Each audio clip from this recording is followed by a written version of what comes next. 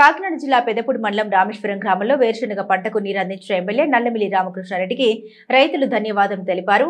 వేరుశనగ రైతులు కొటికలపూడి సత్యబాబు మాట్లాడుతూ వేరుశనగ రైతులు నీరు అందడం లేదని నా దృష్టికి తీసుకురావడంతో మా ఎమ్మెల్యే నల్లమిల్లి రామకృష్ణారెడ్డికి సమస్య వివరించగా ఆయన స్పందించి సకాలంలో నీరు అందించారని, అలాగే వేరుశనగ రైతు బల్లి వీర వెంకట్రావు మాట్లాడుతూ 4 సంవత్సరాలుగా నీరు రాక చాలా ఇబ్బంది పడ్డామన్నారు.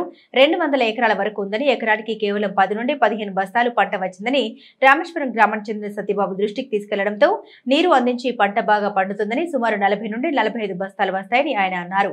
ఎమ్మెల్యే రామకృష్ణారెడ్డికి కూటమి నాయకులకు రైతులు ధన్యవాదాలు తెలిపారు. మాది పెదపూడి మండలం అండి, రామేశ్వరం. నా పేరు శ్రీనిధి ములస్వామి. మేము రైతులండి. నాది 10 ఎకరాల సీజన్ ఉందండి. అయితే 2, 3, 4 సంవత్సరాల్లో ఇప్పుడు నీరు ఎప్పుడు రాలేదండి.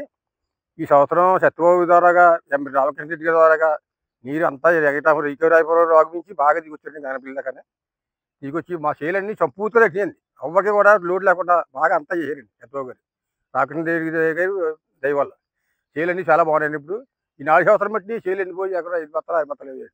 ఈ సంవత్సరం మాత్రం చాలా సంపూర్తిగా ఉండేది.